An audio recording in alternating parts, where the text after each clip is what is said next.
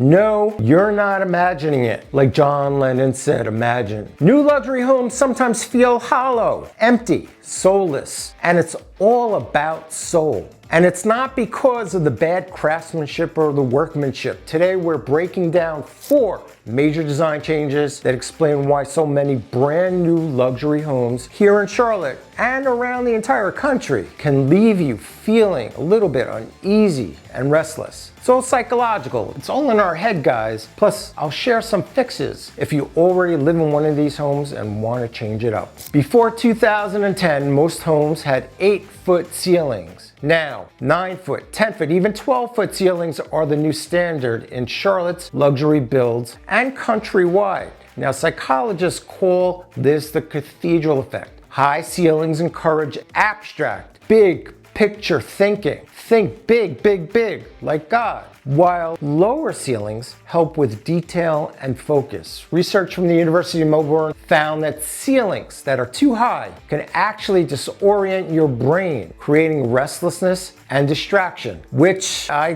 think, right? Explains a lot about me. Other studies show that students taking exams in massive lecture halls with soaring ceilings actually perform worse than those in smaller classrooms with lower ceilings. Vast spaces push the brain toward big picture thinking, while tighter, lower ceilings keep people more grounded and detail focused. So if you're thinking of an office at home, lower ceiling may work best. Now on top of that, double height great rooms, very popular in Charlotte's newer luxury homes, amplify echo and noise, and even a simple conversation or the TV running in the background can bounce around until it feels overwhelming. It doesn't feel calm.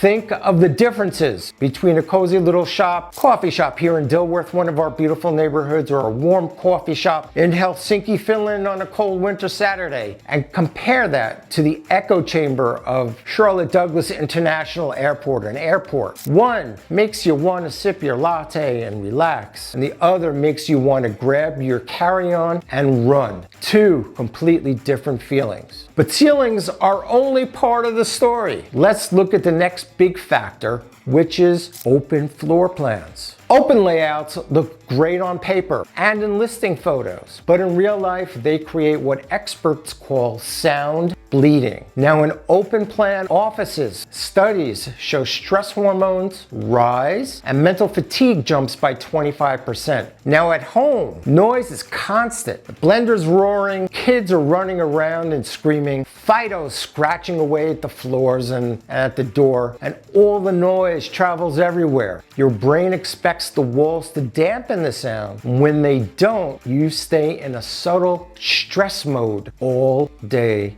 long. And here's the thing, true luxury isn't about having one giant open warehouse. It's about balance. Open spaces where you want them, paired with quiet corners for privacy. I have walked countless clients through open new builds, and oftentimes, much to their own surprise, because they want new homes, they'll ask me to see something different. Sometimes the moment they walk into a classic older home with more defined rooms, they light up. Energy shifts instantly because it just feels warmer, calmer, and more livable. But there's more. The way homes are lit today also plays a big role. If you're considering moving to the Charlotte metro area or the surrounding suburbs, or if you have any questions at all about real estate here, I would love to chat and be a resource for you. So give me a call, shoot me a text. I'd love to connect. Now getting back to lighting and windows. Builders love to market massive windows and bright LEDs as bringing the outside in.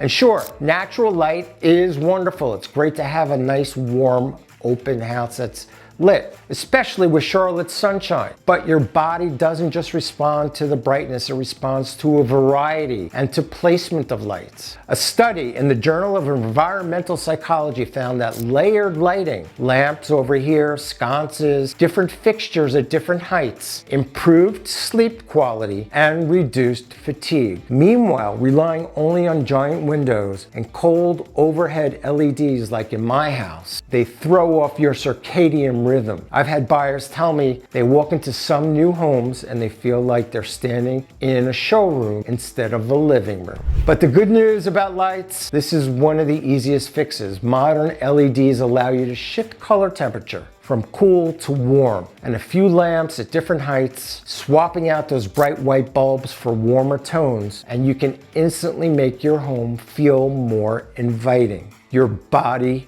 will thank you. But there's one more change in today's homes that affects you even more than lighting, and that's hallways and privacy.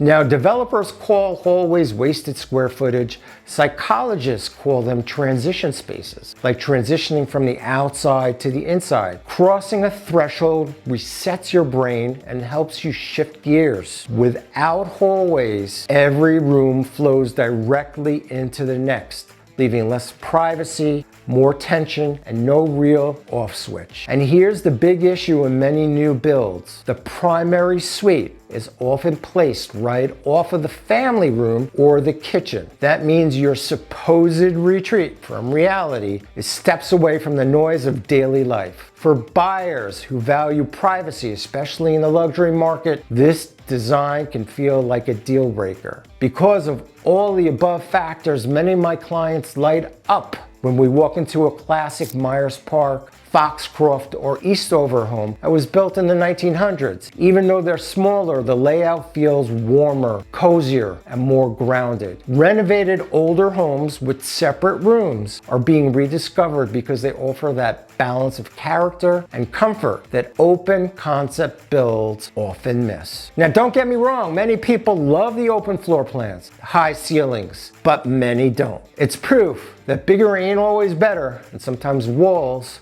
are the real luxury. Now in New York, we don't have primary suites on the lower level. I don't remember anything in New York being on the main level. They're always upstairs. Like if you have kids, you want to be upstairs with your kids. Or if you have a bedroom downstairs, it's for the in-laws, guests, or if you're lucky enough to have somebody helping out, they would stay down there. But here in Charlotte, for sure, a lot of the bedrooms are on the main level, right off the kitchen. So what are some of the fixes? Fixes if you already live in a home with features you don't love. Well, for ceilings, you can add pendant lights. You can add these faux beams that can be added up top and painted to look like wood. Or other architectural details can be introduced to break up the vertical space. Or, great idea, you could add a high wire or a net so that your kids can practice their acrobatics, end up working in a circus or Cirque du Soleil in Vegas. That's an idea. For sound bleeding, you can add rugs, curtains, bookshelves, wall decor can absorb noise. There are actually sound absorbing tiles that you can place on your walls that you can find on Amazon. In my office/studio right here, I use these horrible, ugly moving blankets on the walls,